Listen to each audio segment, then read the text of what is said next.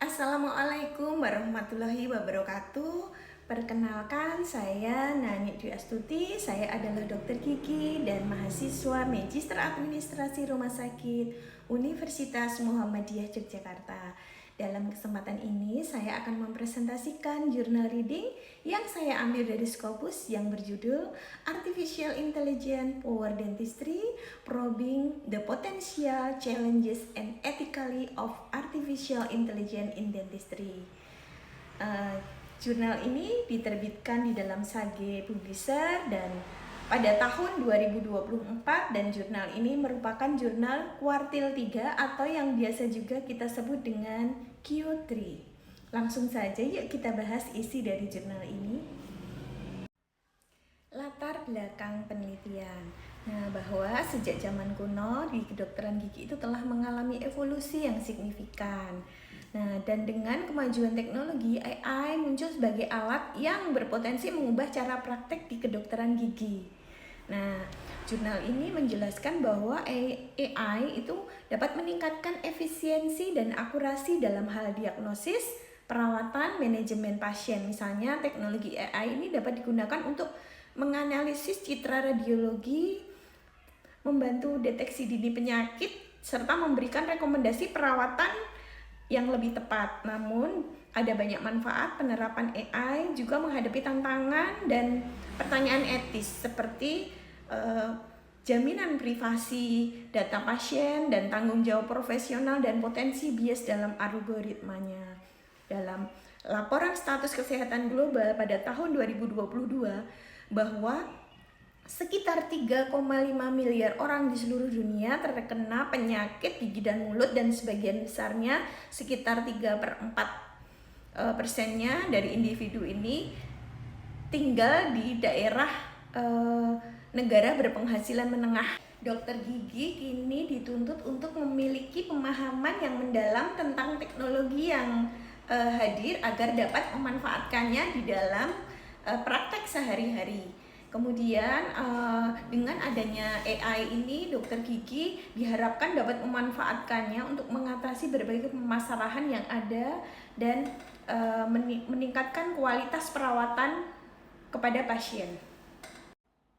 Tujuan dari artikel ini adalah untuk memberikan gambaran menyeluruh tentang penerapan kecerdasan buatan atau AI ini dalam bidang kedokteran gigi, serta untuk mengeksplorasi berbagai aspek yang terkait dengan teknologi ini. Secara spesifik, tujuan dari jurnal ini meliputi yang pertama untuk menjelaskan inovasi dan perkembangan AI, kemudian yang kedua untuk mengeksplorasi aplikasi AI, dan ketiga membahas tantangan dan isu etik, dan yang keempat untuk mendorong pendekatan yang bertanggung jawab. Kemudian mengenai metode penelitian, dalam jurnal ini menggunakan pendekatan yang komprehensif untuk mengumpulkan dan menganalisis data terkait dengan penerapan kecerdasan buatan atau AI ini dalam kedokteran gigi. Metodenya antara lain yang pertama melalui pencarian literatur. Nah, dalam pencarian literatur ini, peneliti melakukan pencarian menyeluruh terhadap literatur yang relevan melalui PubMed, kemudian Scopus, Google Scholar, dan sumber yang lain yang meliputi white literatur dan grey literatur yang berupa artikel jurnal, laporan, dokumen lain yang berkaitan dengan AI dalam kedokteran gigi. Yang kedua, tentang kriteria inklusi dan eksklusi, bahwa peneliti menetapkan kriteria untuk memasukkan dan mengecualikan hanya literatur yang mencangkup aplikasi AI, tantangan dan isu etis yang relevan yang dimasukkan. Sementara literatur yang tidak relevan tidak akan dimasukkan dalam jurnal ini, dalam penelitian ini. Kemudian tentang analisis data, setelah mengumpulkan data, peneliti menganalisis informasi yang diperoleh untuk mengidentifikasi tema-tema kunci terkait dengan penerapan AI dalam kedokteran gigi, termasuk aplikasi AI dalam hal pembuatan diagnosis, perencanaan perawatan, dan manajemen pasien, serta tantangan dan isu etis yang muncul. Yang keempat, pendekatan naratif. Jurnal ini menggunakan pendekatan naratif untuk menyajikan temuan yang memungkinkan peneliti untuk memberikan gambaran menyeluruh tentang perkembangan dan tantangan dalam penerapan AI di bidang kedokteran gigi. Jurnal ini memberikan gambaran yang menyeluruh tentang penerapan AI atau kecerdasan buatan dalam kedokteran gigi serta tantangan dan isu-isu etis yang terkait. Berikut ini adalah gambaran beberapa poin kunci dari hasil penelitian. Yang pertama, kemajuan dalam diagnostik, bahwa AI ini telah menunjukkan kemajuan signifikan dalam analisis citra dan pemrosesan data yang memungkinkan deteksi dini berbagai gangguan mulut, seperti halnya ada karies dini, kemudian adanya kanker mulut dan penyakit periodontal. Nah, algoritma pembelajaran mendalam atau deep learning digunakan untuk meningkatkan akurasi diagnosis dan mengurangi kesalahan dalam identifikasi penyakit. Yang kedua, perencanaan perawatan yang disesuaikan. AI mampu menganalisis data besar termasuk catatan kesehatan elektronik dan sistem dukungan keputusan klinis untuk membantu dalam perencanaan perawatan yang lebih tepat dan disesuaikan dengan kebutuhan pasien, sehingga berpotensi untuk meningkatkan prognosis klinis dan hasil perawatan. Yang ketiga, aplikasi dalam periodontologi dan implan, bahwa AI yang telah diterapkan di bidang periodontologi dan implan gigi untuk penilaian risiko penyakit, diagnosis, prognosis, dan perencanaan perawatan menunjukkan bahwa sistem AI ini dapat secara otomatis mendeteksi jaringan normal dari periodontium menggunakan citra ultrasound yang meningkatkan efisiensi dan akurasi. Kemudian untuk tantangan dan keterbatasan, meskipun AI menawarkan banyak manfaat, penelitian itu mengidentifikasikan beberapa keterbatasan seperti kemampuan sistem AI untuk mempertimbangkan aspek psikologis dari pasien dan empati dalam riwayat pasien. AI mungkin tidak dapat menangani situasi klinis yang kompleks dengan cara yang sama seperti halnya manusia yang melakukannya. Kemudian untuk isu etis dan regulasi, hasil penelitian ini juga menyoroti pentingnya mempertimbangkan isu etis dalam penerapan AI, termasuk privasi data pasien, tanggung jawab profesional, dan perlunya kerangka regulasi yang lebih kuat untuk memastikan penggunaan AI ini yang aman dan efektif dalam praktek kedokteran gigi. Dalam gambar ini, diagram ini dijelaskan gambaran aplikasi AI dalam kedokteran gigi dalam bentuk infografik. ML ini pembelajaran mesin ya, ini mengidentifikasi oral cancer, periodontal disease, dental caries, halitosis, deteksi oral cleft, dental deformities, dental restoration failure of dental implant, tooth wear, dental anatomy, bone level, sagittal, skeletal pattern, obstruction, snap apnea, aesthetic dentistry, endodontic, dan 3D bioprinting. Kemudian untuk ANN itu merupakan artificial neural network, jadi jaringan saraf buatan ya. Nah, ini mendeteksi facial swelling after third molar extraction, kemudian klasifikasi dental cups, deteksi karies, loss of tooth surface, kemudian tooth extraction in odontic treatment.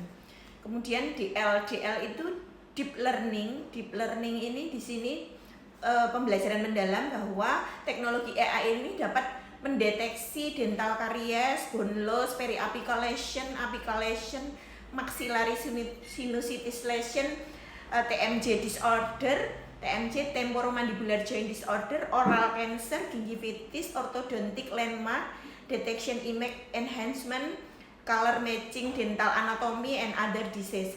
Kemudian untuk FL ini adalah logika fusi atau fusion logic. Ini meliputi identification of periodontal disease, oral candidiasis, risk factor, aesthetic dentistry. Kemudian ini adalah augmented intelligence berupa dental education, dental imaging, detection of caries, periodontitis, dental implant, oral surgery, endodontic, diagnosis support and treatment planning, CAD, CAM, periodontal charting, dan patient and record management. Kemudian yang terakhir robotic education berupa Simroid, robot tutor, robot assistant surgical, implant placement, maxillofacial surgery, tooth preparation, root canal treatment, material testing, and robotic assistant. Kemudian kesimpulan dari penelitian ini bisa digambarkan sebagai berikut. Yang pertama, transformasi dalam perawatan kesehatan gigi dan mulut, bahwa integrasi AI dalam kedokteran gigi memiliki potensi untuk mentransformasi landscape perawatan kesehatan gigi dan mulut. AI dapat meningkatkan akurasi dan prediksi resiko penyakit, diagnosis, efektivitas perawatan, dan keseluruhan perawatan gigi. Yang kedua, peningkatan kolaborasi. Penelitian ini menekankan pentingnya kolaborasi antara profesional kedokteran gigi dan ahli AI. Dengan kerjasama, mereka dapat mengembangkan sistem AI yang lebih efektif dan relevan untuk kebutuhan klinis, serta memastikan bahwa teknologi ini diintegrasikan dengan baik ke dalam praktik sehari-hari. Yang ketiga, dalam hal pendidikan dan pelatihan. Untuk memanfaatkan potensi AI secara maksimal, penting bagi pendidikan kedokteran gigi untuk memasukkan pelatihan tentang AI ini dan teknologi terkait ini dalam pendidikannya. Kemudian ini juga berguna untuk mempersiapkan calon praktisi di masa depan dalam menggunakan alat-alat yang berbasis AI ini secara efektif dan lebih baik. Dan kemudian tentang kepatuhan terhadap pedoman etis, bahwa kesimpulan juga menyoroti bahwa penerapan AI dalam kedokteran gigi ini harus dilakukan dengan mematuhi pedoman etis yang ketat, termasuk perlunya sistem AI untuk mendapatkan persetujuan dari regulasi yang terkait atau yang berwenang sebelum digunakan, serta memastikan bahwa profesional kedokteran gigi dilatih dengan baik dalam penggunaan dan evaluasi sistem AI. Kemudian tantangan yang perlu dihadapi, meskipun ada banyak manfaat, tantangan tetap ada, bahwa seperti privasi data, tanggung jawab profesional, dan kemampuan AI dalam mengatasi situasi klinis yang kompleks. Kemudian menurut pendapat saya bahwa teknologi AI ini dapat dengan sangat baik diterima di Indonesia dan dimanfaatkan dengan baik, karena dengan adanya teknologi ini akan mempermudah dan menyempurnakan proses pelayanan pasien. Nah, dengan AI ini kan ada berapa banyak macamnya ya, misalnya mempermudah pencitraan gambaran klinis pasien. Jadi dengan mudah terdeteksi penyakit-penyakit di awal dini. Jadi komplikasi yang lebih lanjut tidak akan terjadi, atau bisa dilakukan tindakan pencegahan. Kemudian yang kedua, dengan teknologi AI saat ini kan banyak misalnya tentang intraoral scanner, bahwa kita tidak harus melakukan tindakan manual berupa pencetakan manual kepada pasien yang tidak nyaman dilakukan, tapi dengan scanner itu akan memberikan gambaran yang baik dan ternyata akurasinya juga tinggi. Jadi dengan menggunakan teknologi AI, kita tidak perlu melakukan tindakan konvensional kepada pasien, namun hanya dengan di-scan kondisi giginya bisa kita mendapatkan gambaran model kerja pasien. Kemudian dengan hal ini pasien merasa lebih nyaman dan menghemat BMHP dari dokter gigi, kemudian maka akan menurunkan biaya. Kemudian pada kasus cleft palate pada bayi misalnya, pada kasus cleft palate pada bayi itu dibutuhkan bayi untuk dapat minum tanpa tersedak, itu biasanya membutuhkan suatu prostetik ya, alat prostetik. Nah, biasanya selama ini dokter gigi akan melakukan pencetakan dengan bahan cetak alginat untuk mendapatkan anatomi rongga mulutnya dan palatalnya. Nah, proses ini kan tentunya sangat tidak nyaman untuk bayi, sehingga biasanya itu bayi akan menangis dan orang tua akan menjadi tidak nyaman, gelisah, sedih dengan kondisi bayinya. Dengan teknologi AI ini memungkinkan pencetakan tanpa melakukan tindakan konvensional. Bayi menjadi nyaman dan otomatis tanpa menyakiti sudah mendapatkan prostetik tersebut untuk pasien. Kemudian Saya menyambut baik teknologi ini untuk diterima di Indonesia karena kita harus selalu mengikuti perkembangan teknologi. Bagaimana pasien akan merasa percaya, trusted dengan sebuah rumah sakit atau klinik yang mempunyai peralatan yang canggih, yang mengikuti perkembangan zaman. Mereka akan timbul rasa kepercayaan atau trust. Kemudian dari sisi pendidikan dan pelatihan Indonesia, saya mengharapkan di dalam kalangan dokter gigi yang sudah lulus misalnya sudah bekerja ini mendapatkan pelatihan-pelatihan, training menyangkut tentang penggunaan AI dalam bidang kedokteran gigi melalui pendidikan dan pelatihan berkelanjutan. Kemudian untuk adik-adik, untuk mahasiswa yang masih ada di taraf pendidikan, diharapkan ada kurikulumnya yang masuk tentang pendidikan tentang AI di bidang kedokteran gigi. Kemudian tentang masalah keamanan data dengan kerjasama yang baik, kolaborasi yang baik antara dokter gigi, praktisi dengan IT akan membuat suatu formula agar bagaimana caranya agar keamanan data pasien bisa terjamin, dilindungi, dan membuat supaya hasil pencitraan dari AI itu sendiri dapat akurat seperti halnya dengan tindakan yang konvensional atau bahkan diharapkan bisa lebih akurat gitu. Demikian jurnal reading yang bisa saya sampaikan. Mohon maaf atas kekurangannya. Semoga menjadi tambahan ilmu untuk kita semua. Assalamualaikum warahmatullahi wabarakatuh.